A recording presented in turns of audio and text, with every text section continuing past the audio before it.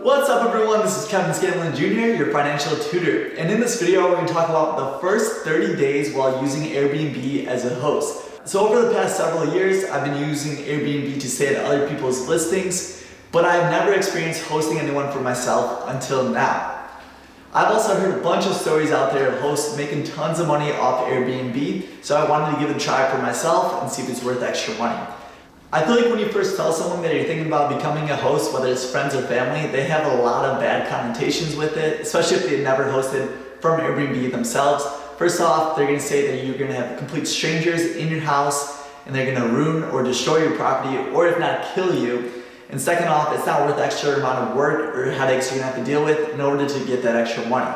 So that's why I wanted to make this video for you guys thinking about becoming an Airbnb host and see if it's actually worth the extra money, especially with the first 30 days experience. So this is my honest review of the first 30 days experiences while hosting on Airbnb. So we're going to talk about all my experiences and whether or not it's actually worth it to host on Airbnb. So let's dive right into this video.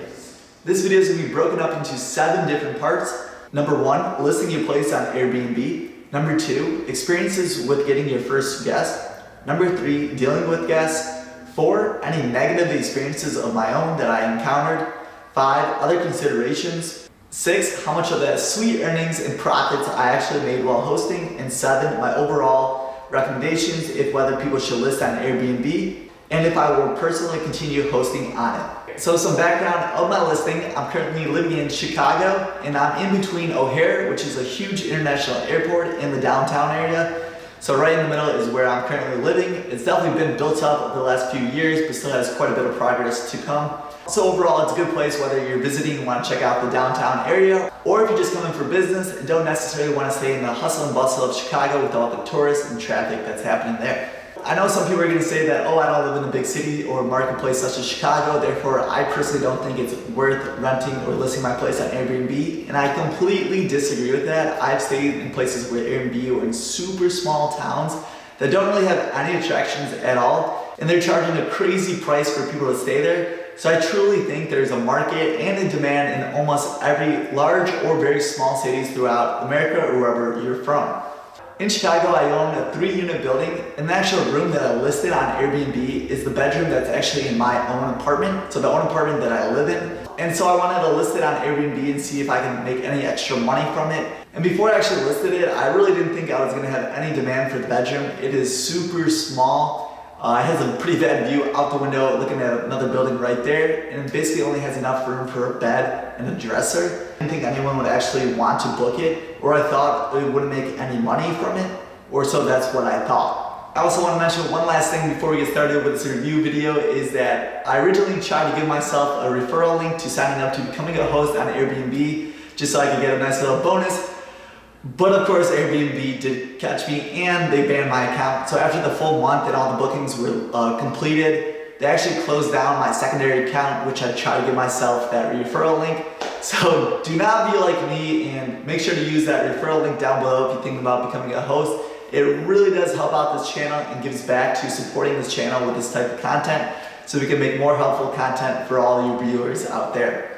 Also, right before we get into this video, make sure to smash that like button. It really does help out the channel. Now enough of all that and let's get started. Number 1, listing your place on Airbnb. So the whole process of listing your place on Airbnb is super simple.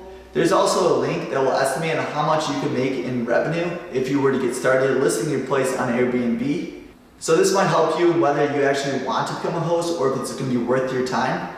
So like I said, it's very simple to list your place. You just have to fill in some simple information about your place for your listing, such as what kind of place is it going to be? Is it a house, apartment, or like a secondary space? Is the guest going to have the whole place to themselves, or is it going to be shared, like in my example? How many guests are going to be able to sleep there? What's the sleeping arrangement with the type of beds, the amenities, and the building address? Then lastly, you just have to take some pictures and list when it's available for your guests. Overall, this is a super simple process, and it actually took me about 20 minutes to make the whole listing, probably another 5 or 10 to arrange everything in the rooms, in the living room, kitchen, all that, to make sure it looks nice for the pictures. And after that, the listing went live, and then it became available for guests to stay at. The second topic we're going to talk about is getting your first guest. So like I talked about previously, I was very concerned that my small room and setup was not going to have any demand on Airbnb, and also that I didn't have any reviews. I thought it would be a couple weeks or even a month before I actually got a request for someone to stay in it, and I was pretty wrong about this. Airbnb does a great job of promoting your listing. So it does two ways, especially in the beginning, to promote your listing. One, it automatically pushes it towards the top if your listing is brand new. That way you can get some eyeballs on it and you have more people trying to check it out. And then the second way that Airbnb pushes your listing is you could actually give a little discount to the first 3 customers or guests that stay at your place.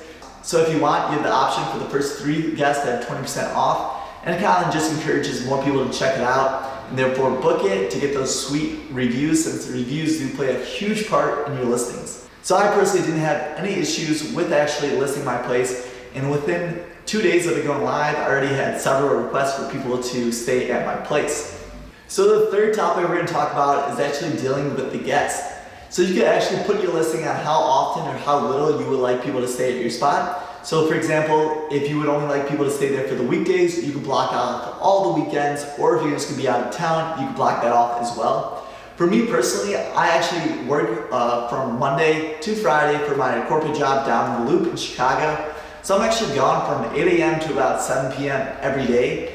So I have it set up perfectly for my schedule, and you can do so for your schedule as well. So I personally give myself a little buffer in between days so I can come home from work, clean it that night, and then the next day someone can book it. So it really works great with your schedule. So the second part of dealing with guests is definitely living with them. A lot of people have, like I said, bad connotations, especially if you're living with a stranger. It might be weird, they might steal some stuff. Overall, I had about 2 handfuls of guests stay with me for the first month, and I gotta say I had a great experience with them.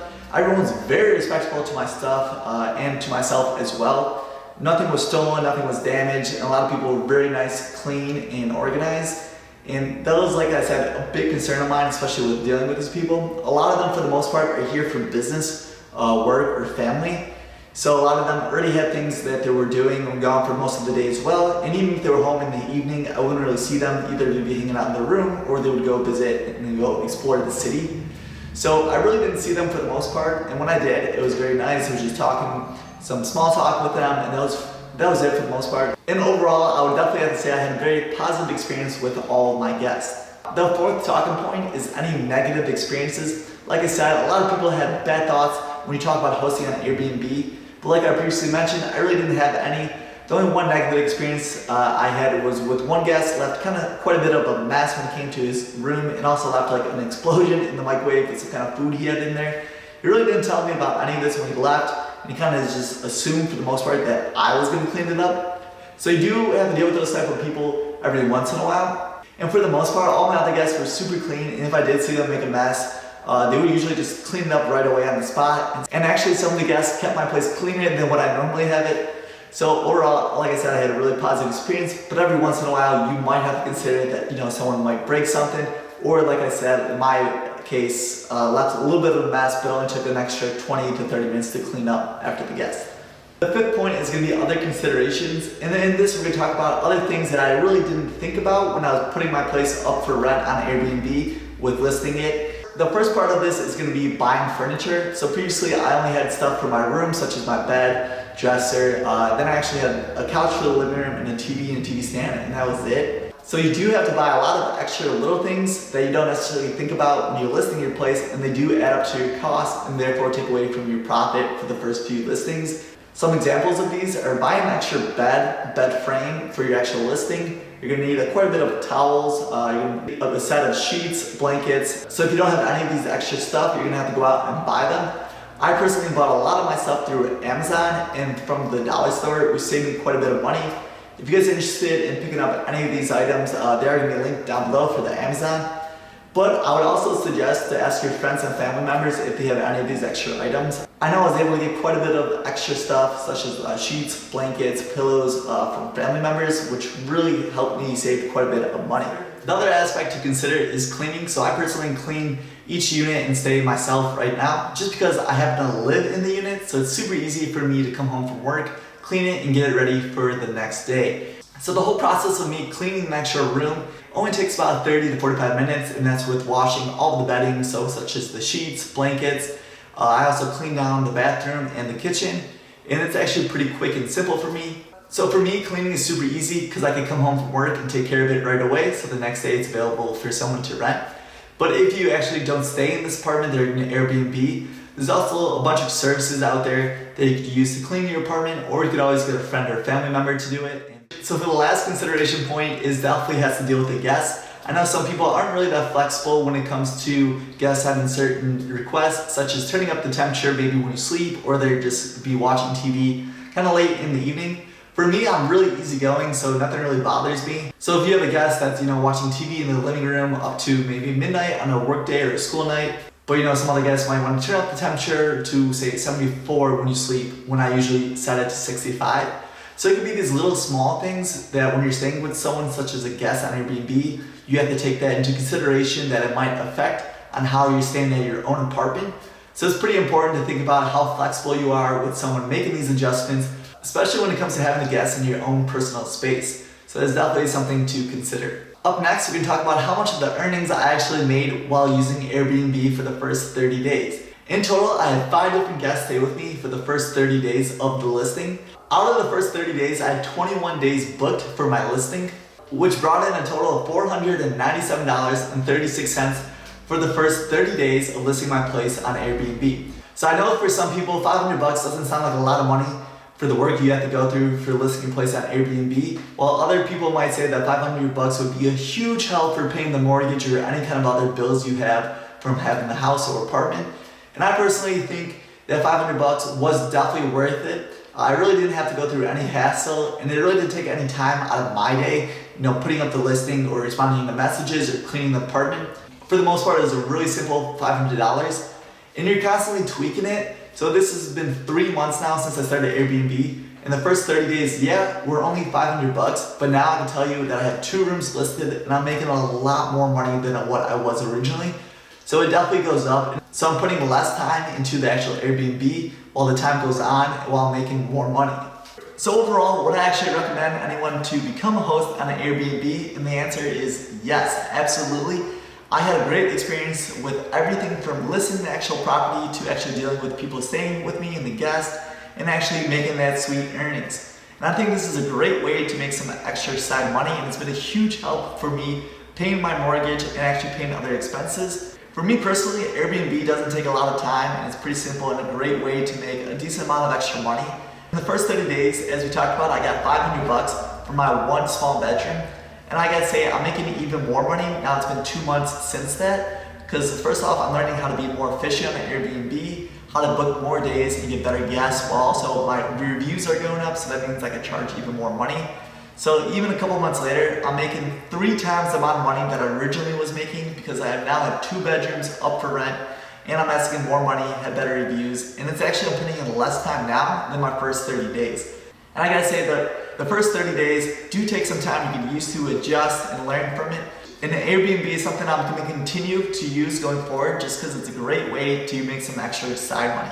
So at this point in time, I've actually been doing Airbnb for 3 months now. So if you guys are interested, I can make a separate video review of my 3 months experience. Or if you guys are also interested, I can make a second video going over all the tips and tricks I learned throughout these several months on hosting on Airbnb to save you guys some time and money, but also to make you guys even more money with your listing on Airbnb. So if you guys are interested, make sure to drop a comment down below. If you guys personally have hosted on Airbnb, tell me your experiences down below, whether they have been good or bad. I'd like to hear from you guys and get a discussion going. If this video brought you any kind of value or helped you out in any kind of way, make sure to smash that like button and also subscribe to the channel. And don't be afraid to check out my channel. I have a bunch of videos and coming out in the future all about how to make you guys more money, save you guys more money, stock investing, real estate investing, all that goodness on my channel. So make sure to subscribe. Well, this is Kevin Scanlon Jr., your financial tutor, signing off. Peace.